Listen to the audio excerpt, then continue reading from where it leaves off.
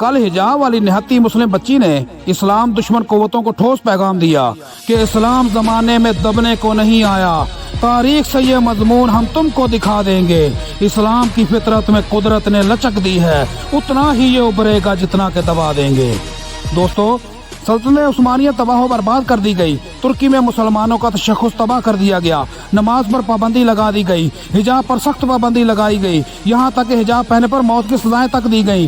कुरान से दूर करने के लिए अरबी रस्मुल खत ख़त्म कर दिया गया, कुरान पढ़ने सीखने और सिखाने पर पाबंदी लगा दी गई और इस्लाम पसंदों को चुन चुन कर तख्तेदार पर लटकाया जाता रहा। ये इसी सदी में हुआ है, ये हलाको खां के दौर की बात नहीं हो रही। तुर्की में इस्लाम दुश्मन मक्कार कुव्वतों ने इस्लाम दुश्मन जाल फैलाकर अपनी कामयाबी के जश्न तक मना डाले, मगर वो भूल गए कि एक तदबीर वो करते हैं तो एक तदबीर रब्बुल आलमीन करता है। आज तुर्की में लाखों हफाज कराम मौजूद हैं, तुर्की का सदर तक हाफिज कुरान है और हजारों मुसलमान हर साल कुरान पाक अपने सीनों में समेट रहे हैं। दोस्तों, दज्जाली सहूनी ताकतों के यही हरबे और हथकंडे पाकिस्तान में भी सरतोड़ कोशिशों से आजमाए जा रहे हैं। मीडिया, सोशल मीडिया, मुख्तलिफ ऐप्स के जरिए मुस्लिम नौजवान नस्ल के अखलाकी इक़दार को तबाह करने और उन्हें बहका कर मुल्हिद बनाने की सरतोड़ कोशिशें जारी हैं, मगर शैतान के पुजारी हरगिज़ कामयाब नहीं होंगे, क्योंकि एक तदबीर ये करते हैं तो एक तदबीर मेरा अल्लाह करता है। हमारी मुसलमान नौजवान नस्ल को मामूली सा जंग जरूर लगा है, मगर ये तबाह नहीं हुए हैं,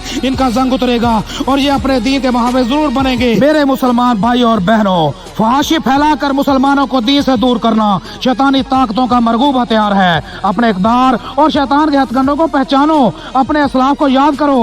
वो 313 थे तो रस्ता था जमाना, आज हम करोड़ों हैं तो करते हैं गुलामी। गुलामी के ये तौक जो तुम्हारे गले में पड़े हैं, इनको तुमने ही तोड़ना है। खुदारा होश में आओ।